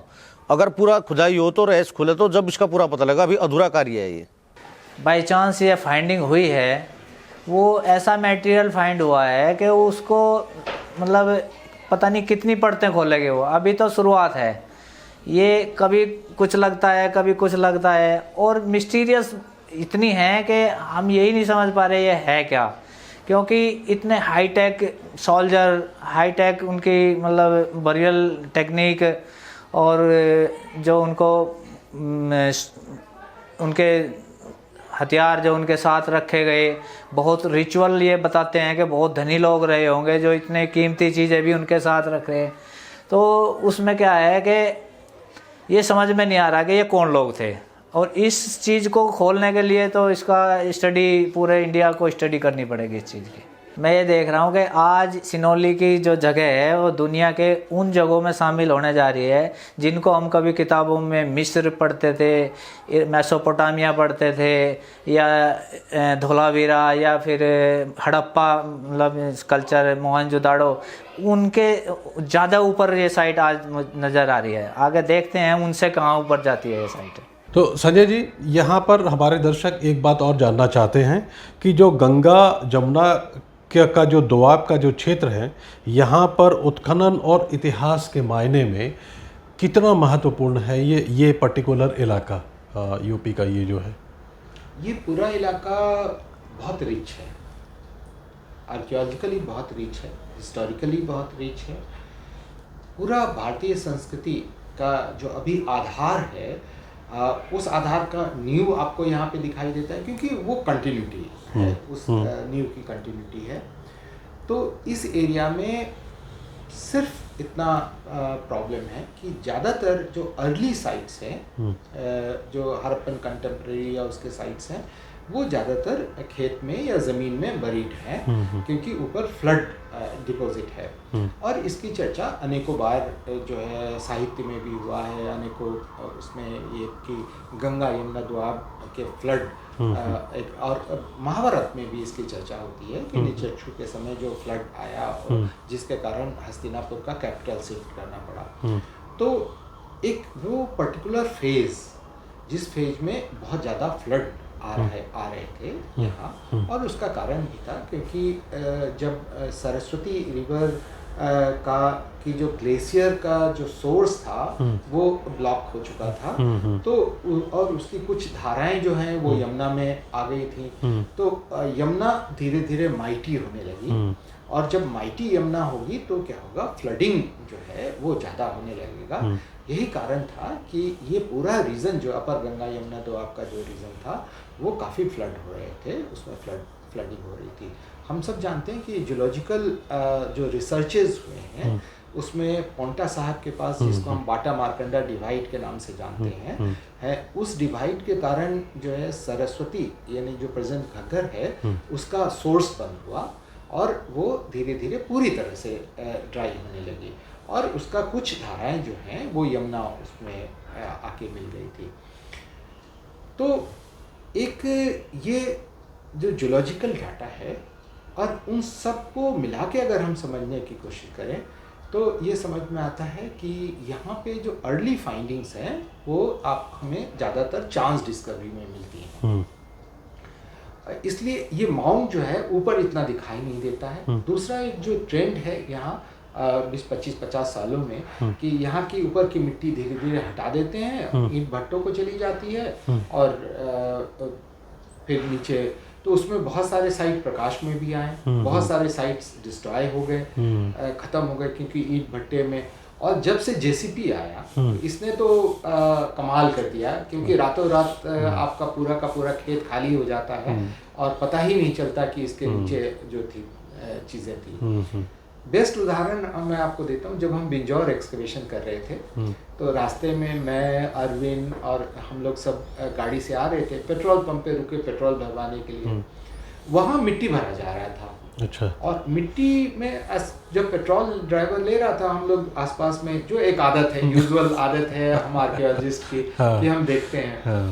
तो अरविंद को कुछ पॉटरीज वहाँ दिखाई दी। वो बोली अरे ये पॉटरी तो हड़प्पन लग रहा है। मैंने कहा ये एग्जैक्टली ये हड़प्पन है 100%। फिर हमने पूछा कि आप कहाँ से लेके आ रहे हो ये? तो उसने आगे बताया कि 100-150 मीटर आगे वो खेत से हम लेके आ रहे हैं। फिर हम लोग वहाँ हम लोग दौड़े उस खेत में, खेत हम लोग गए और वहाँ हमने एक्सप्लोरेशन किया, देखा कि ये तो पूरा हड़प्पन साइट है और ये अर्ली हड़प्पन डिपॉजिट है यहाँ। फिर हमने एक छोटा वहीं खेत वालों से परमिशन लेके एक छोटा सा, क्योंकि मुझे पता था 2-4 दिनों में ये ख़त्म हो जाएगा खेत, तो हमने उसको छोटा ट्रायल डिग करके एटलीस्ट उसका कल्चर सीक्वेंस और कैसा नेचर है साइट का वो हमने रिकॉर्ड किया। तो ये स्थिति मोरलेस सब जगह। तो ऐसी सिचुएशन में आप जहाँ जा रहे थे वहाँ पहुँच गए थे? हाँ। कहाँ? वहाँ एक्सकवेशन? नहीं, वो तो एक्सकवेशन तो एक्सीडेंटली हो गया। अच्छा, नहीं, वो तो बाकी हम जहाँ जा रहे थे एक्सप्लोरेशन में वो बीच में रुक गए हम लोग।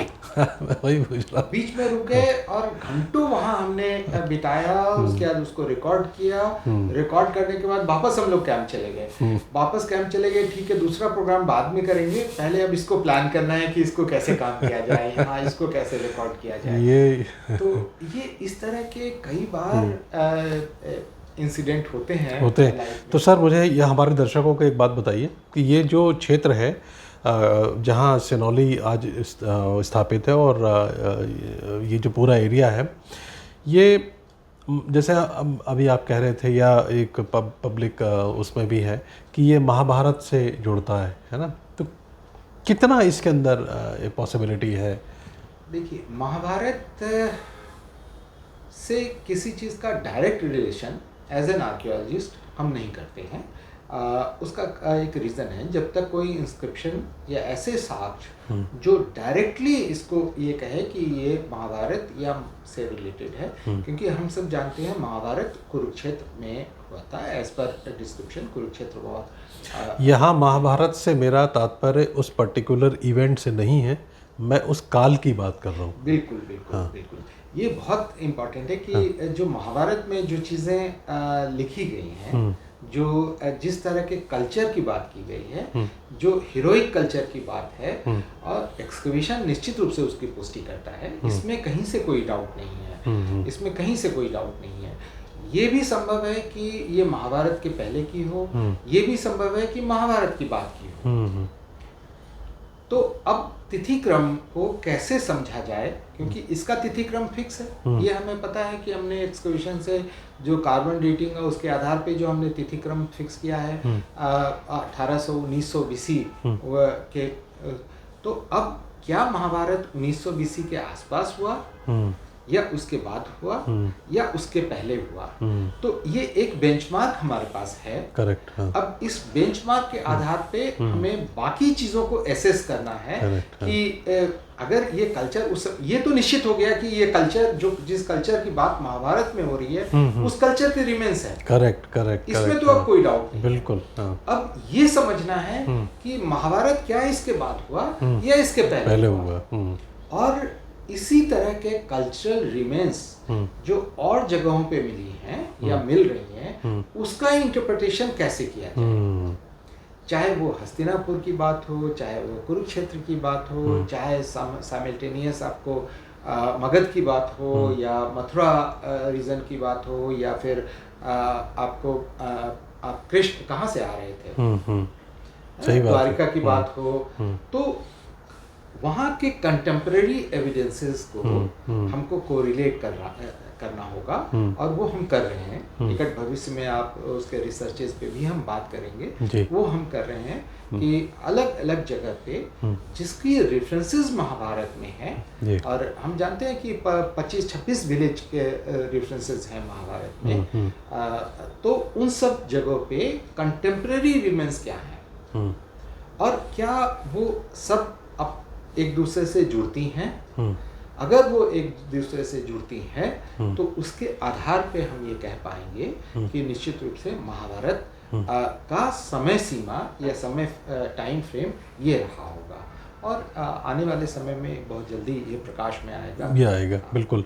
यहाँ हम आपसे ये एक बात समझना चाहेंगे कि जिस तरीके से बीते दशकों में इतिहास को एक गलत तरीके से मिस इंटरप्रेटेट किया गया, और एक पब्लिक डिस्कोर्स में ये कहा जाता है वामपंथी इतिहासकारों की, ये तो आजकल कीवर्ड्स भी बन गए है ना, उसमें सर्चिंग उसमें करने के लिए।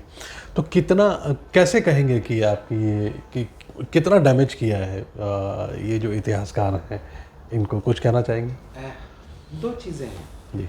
एक, जो इतिहासकार इतिहास जो लिख रहे हैं ना, वो एक इंटरप्रिटेशन का माध्यम भी है। कई बार आप कुछ चीज़ों को उसमें अपने ढंग से उसको व्याख्या दे देते हैं, दूसरी तरफ जो दूसरा पक्ष है वो अपने तरह से व्याख्या कर देता है, क्योंकि आप होलिस्टिक अप्रोच में नहीं देखते हैं। तो निश्चित रूप से जो एक वेस्टर्न थॉट था, और वो वामपंथी इतिहासकार, जिसे हम सो कॉल्ड वामपंथी इतिहासकार कहते हैं, या हम कुछ भी कहें, हम किसी नाम से अभिहित नहीं करना चाहते इसे, लेकिन जिन लोगों ने भी उस थॉट प्रोसेस को ठीक से समझे बिना उन्हीं चीज़ों को और जोड़ के कहने की कोशिश की गई, या उसी पक्ष को सोचा, दूसरे पक्ष को नहीं देखा, तो यहाँ डिस्टोर्शन आता है।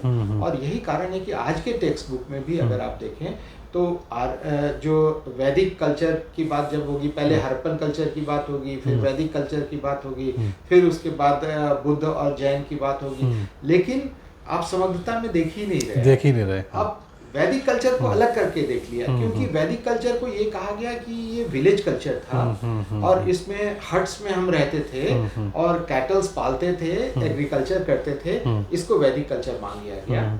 और उसके आधार पे वैदिक कल्चर की समय सीमा जो दी गई वो हड़प्पन के बाद की समय सीमा दी गई, जबकि उसके बाद में आपको उस तरह की नगरीय सभ्यता जो वेद में वर्णित है, उस तरह की नगरीय सभ्यता देखने को नहीं मिलती है। तो ये, और दूसरा जो हड़प्पन की ज्योग्राफी है, जो जिस क्षेत्र में वो लोग रह रहे थे, वही लोकेशंस जो है वो आपको वेद में मिलता है। तो उसकी ज्योग्राफी की बात करें या उस कल्चर में जो चीज़ें दिखाई दे रही हैं उसकी बात करें, तो वो हड़प्पन सिविलाइजेशन से मेल खाता है। तो जब ये वहाँ, तो फिर वैदिक को अलग करके आप हम अपने इतिहास में दिखा रहे हैं, तो जब वो अलग करके जैसे ही आप उसको दिखाएंगे ना, नैरेटिव बदल जाएगा। और यही कारण है कि हमारी जो कंटिन्यूटी की नैरेटिव है ना, ये दो भागों में अलग अलग बांट दिया गया, यानी हड़प्पन और उसके बाद वैदिक एकदम वर्टिकल रहेगा। वर्टिकल्स अलग अलग कर दिए गए। जैसे ही आप वर्टिकल्स अलग अलग करेंगे, पूरा इंटरप्रिटेशन मैच हो जाता है। और चूंकि अब वेद क्या है, देखिए सबसे बड़ा जो हार्म कहाँ पहुंचाया गया, मैं पिन पॉइंट आपको बताता हूँ जी। एक बेंचमार्क फिक्स कर दिया गया कि वेद का मतलब है 1400-1500 BC। तो जैसे ही एक बेंचमार्क फिक्स हुआ, तो जो उससे रिलेटेड चीजें जो भी आप सोचेंगे तो उसके बाद ही सोचेंगे ना, उसके पहले आप सोचेंगे बिल्कुल। हाँ, यही कारण है कि एक बेंचमार्क हमको बना के दे दिया गया।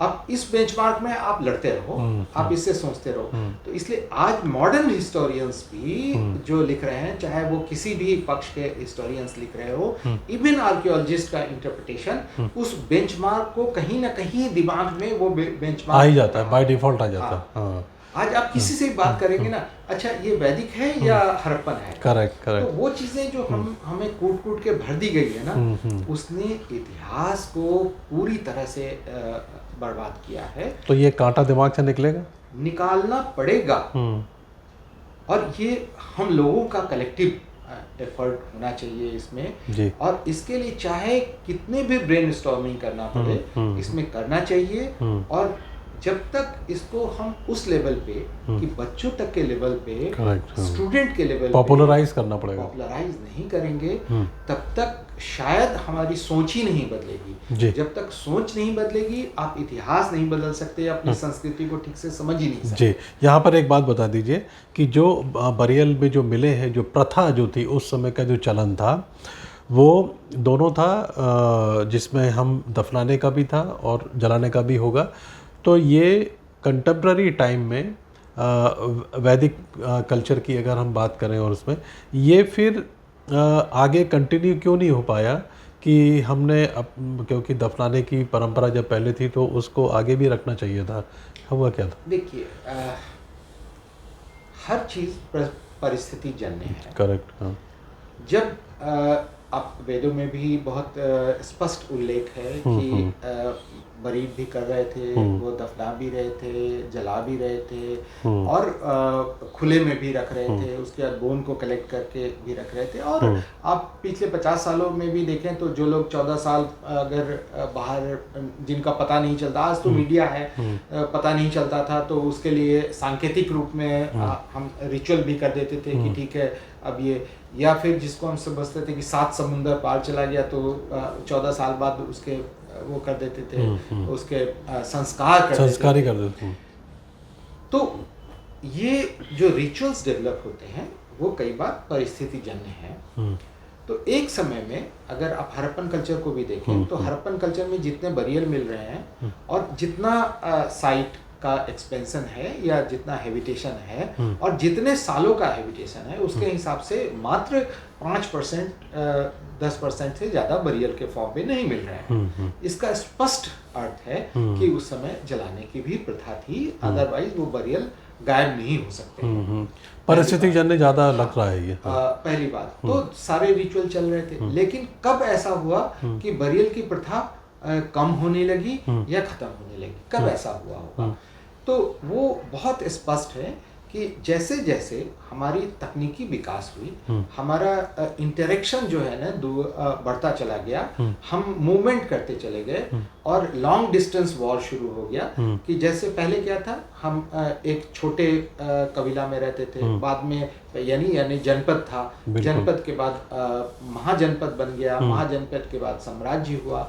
तो जब डेवलपमेंट होगा तो क्या है, आप एक दूसरे जनपद को अपने साथ लाने के लिए युद्ध भी होंगे,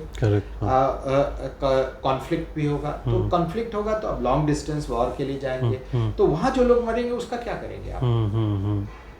महामारी फैल जाएगी, या आपको वहाँ दफन करने के लिए आपका तो लैंड भी नहीं है, क्या करेंगे? तो आप क्या करेंगे?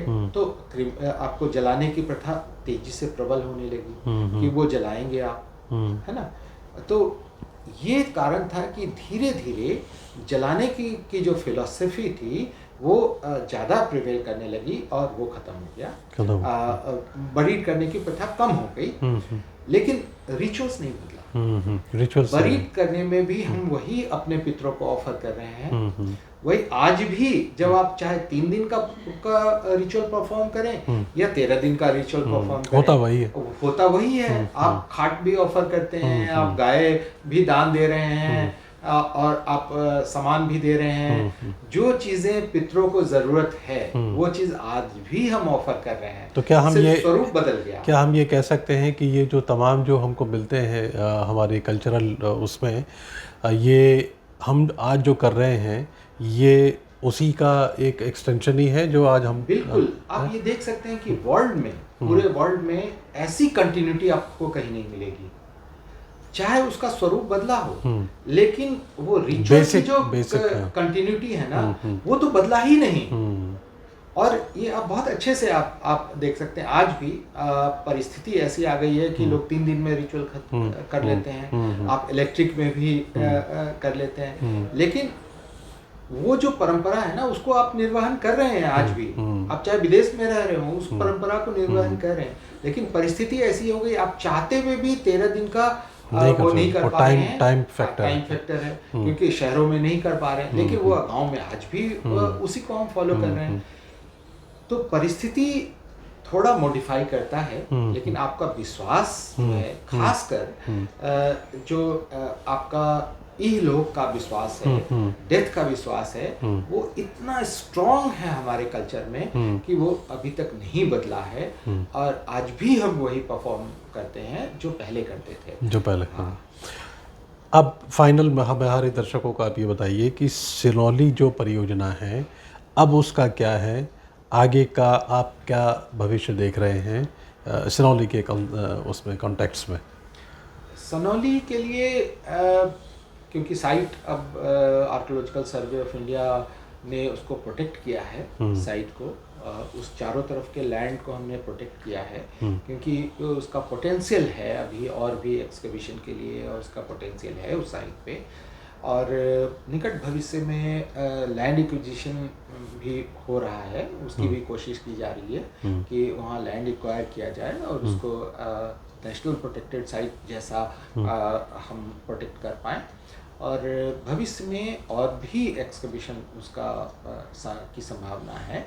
और जो चीज़ें मिली हैं अभी तक एक्सकवेशन में, उस पर तो रिसर्च तो कंटिन्यू चल रहा है, और भी लगातार नई नई चीज़ें हम रिसर्च कर रहे हैं, चाहे मेटल का रिसर्च हो, चाहे वुड का रिसर्च हो, चाहे रेजिड्यू एनालिसिस हो, वो हम लगातार कर रहे हैं, क्योंकि हम उसके उस समय उसके और नॉलेज को और इन्हांस कर सकें और डीपली उसको समझ सकें। इसमें हम लगातार कोशिश कर रहे हैं, और मुझे लगता है कि आने वाले समय पे सिनौली जैसा साइट और उसके आसपास जो इस तरह के और साइट जो प्रकाश में आ रहे हैं उसको अगर हम एक्सकवेट करते हैं तो इतिहास में एक एकदम शायद बहुत बड़ी बदलाव की संभावना है।